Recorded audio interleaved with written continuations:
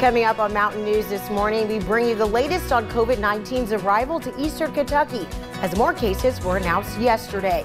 And Senator Rand Paul is in quarantine after testing positive for COVID-19 and is facing backlash for his decision to not do so earlier. And we show you how some doctors' offices are changing up their services to care for as many people as possible while limiting the risk of infection. Dedicated to Eastern and Southern Kentucky, this is WYMT Mountain News This Morning. Good morning. The time is now 6 o'clock, and today is Monday 2.0, March 24th. Thank you for joining us here on Mountain News this morning, and thank you for keeping your rain gear handy, as Brandon has told us all weekend long, and as we're going to see all week long. We can't get away from it, so just keep it with you. Put it on when you go outside. It's a no-brainer move, right? Tuesday beginning dry, but like you said, more rain chances, and we could tie the record all time today at the National Weather Service office at Jackson. So we're continuing to watch that of consecutive days for rain in their history, and they opened back in the 80s. Let's take a look and see what's going on right now outside the WYMT studios with the satellite and radar picture. And you'll see over the last few hours, we actually got a break in the clouds like we talked about yesterday morning, some partial clearing overnight.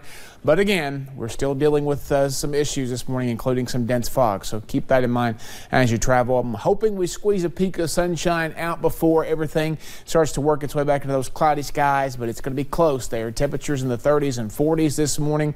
Moorhead actually up to 41 now, and a lot of folks there in the 40s this morning. And we're going to continue to see those temperatures increase today, getting to right around 60, but the rain chances also increase as we head deeper into the afternoon. It looks to be a soggy night ahead as we head from Tuesday into Wednesday. I'll have the rest of that forecast on the way here in just a little bit. Lacey?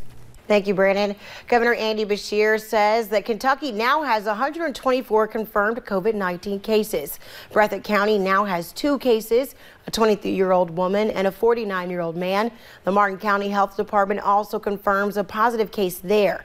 Claiborne County, Tennessee, just across the Kentucky border, has its first case, and the Volunteer State now has more than 600 cases. We also learned a 4th person has died in Kentucky, an 82-year-old woman from Lexington with underlying health issues. The governor also announced the Team Kentucky Fund. Those donations will help people impacted by COVID-19 and are tax deductible. And there is now a new hotline to call and report groups and businesses not complying with the governor's orders to close or change the way that they operate. That number is 1-833-KY-SAFER or 1-833-597-2337. Again, that is 333-597-2337. And the state of emergency enacted once Kentucky learned of its first COVID-19 cases means the state National Guard has been activated. But what exactly is the Guard's role in the coronavirus outbreak? What we are being told is that it does not mean the Guardsmen will be patrolling cities and forcing people to stay home. WYMT's Phil Pendleton went to the Boone Center in Frankfort and shows us what the Guard is doing.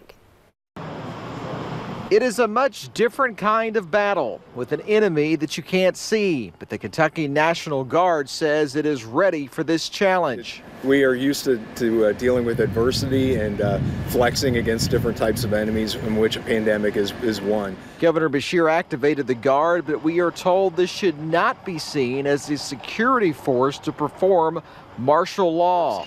So far, for example, we've used some warehousing space to help with breaking down some of the national stockpile to provide PPE to first responders and the medical system. There's still a shortage of masks, gowns, and goggles, but the Guard can work to get all of that to the right people. Their lead agencies have needs to support the first responders and the medical networks.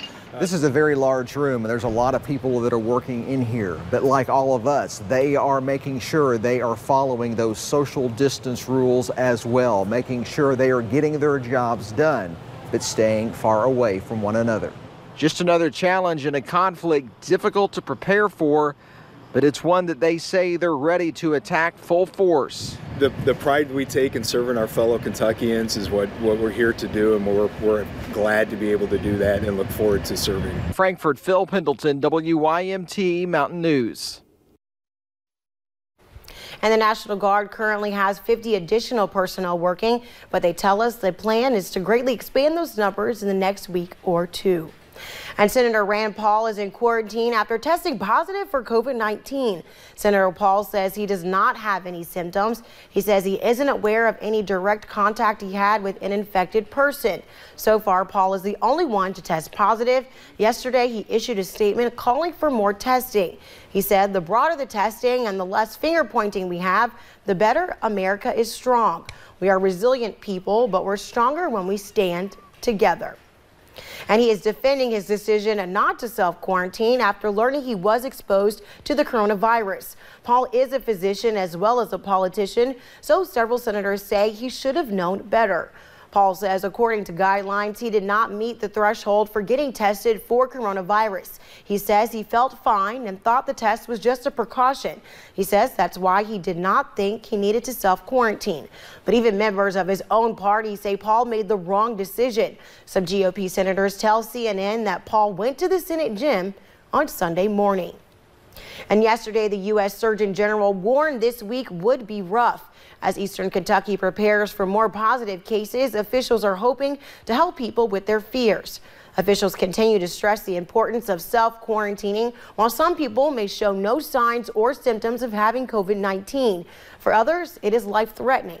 Officials say while it is a catchy phrase, there is one term Americans need to take to heart in order to slow the spread. What we're trying to do is flatten the curve by encouraging, the social distancing, discouraging mass gatherings, having people stay home and working from home, closing our schools. This is all about slowing the spread of COVID-19 so we don't overwhelm our healthcare system. And overwhelming the healthcare system, that is the key, and that is why many drastic measures are being taken so that people who show up with broken bones or suffering from a heart attack can still get that treatment that they need, because even with the focus on COVID-19, those medical issues are still happening. And in an effort to combat the virus outbreak here in Kentucky, Appalachian Regional Healthcare set up screening tents outside of its facilities throughout our region. Now, those tents are open as of yesterday. Health experts with ARH say the tents are a way to create a buffer system to keep patients and hospital staff safe. The Prestonsburg location has not yet tested anyone for COVID-19, but staff there say they are prepared to do so. And doctors' offices are trying to find new ways to keep patients isolated as well and at least 6 feet away from each other. Frontier Medical Associates has joined other doctors' offices in the region to offer a way to get checked out without even stepping out of your car. WYMT's Emily Bennett has the details. As cases of COVID-19 increase, some doctors' offices are looking a little different. We triage actually in a tent behind the building. Frontier Medical Associates started drive-through clinics. We examine chests, we listen to their heart, we check their ears, we check their throat, we take their vitals. Nurses examine them first, and then a doctor will come if needed. They don't have to leave their car. I mean, we respect the elderlies. We don't want them exposed no matter what. Serving patients, even in bad conditions. The weather did not help us. I mean, it's been rainy and windy all the time. The clinic is offering COVID-19 testing in the drive-through. We have full capacity to test our patient. The offices are still open, but most never step foot inside. I'm guessing maybe 1 out of 20 people actually comes in the building. Taking these precautions, it's very difficult to put the cat back in the bag after it's out. So I think every measure we do is probably smart to do at this point. To put patient health first. In Salyersville, Emily Bennett, WYMT Mountain News. Now, for the patients that do come inside, the office is sectioned off to healthy patients in isolation. Everyone has their temperature checked as they come through the door. And UK Healthcare says that they have tested more than 900 people, and only 17 of those people were confirmed to have COVID-19. And of those, 4 people had to be hospitalized. UK Healthcare says 2 of those people are still being treated, but are in fair condition. Hospital also says that they are relying on telehealth services to cut down on people having to be at the hospital. Able to assess if they're in respiratory distress, how ill they look. We ask them to take, if they have thermometers and blood pressure machines at home, to check their vitals. We even have them get close up and look at their throat if we need to. It's a video telemedicine visit. The Harrison County person who was the first patient in Kentucky has since recovered. UK says most people are likely to survive it, but that they can take 2 weeks to completely recover. And the Kentucky Blood Center is expanding its donor center hours effective immediately and is urging donors to schedule appointments. This is all in an effort to maintain an adequate blood supply for the more than 70 Kentucky hospitals while keeping donor safety at the forefront of operations. Kentucky Blood Center is opening all 6 of its donor centers from 9 a.m. until 7 p.m. Monday through Friday and 8 a.m. until 2 p.m. Saturdays until at least April 11th to better accommodate those wishing to donate blood.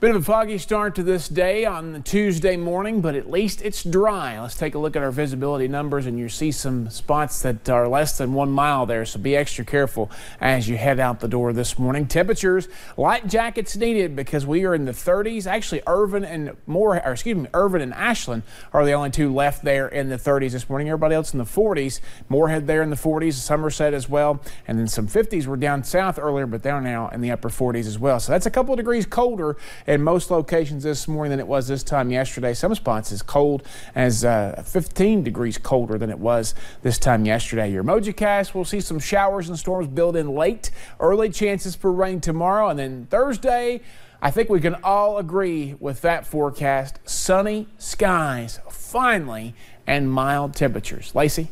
Thank you, Brandon. And thank you for joining us on Mountain News this morning. More news is on the way. Coming up, we take a look at the nation's mask shortage, breaking down the numbers on which areas are hit the hardest and what hospitals are doing when supplies run low.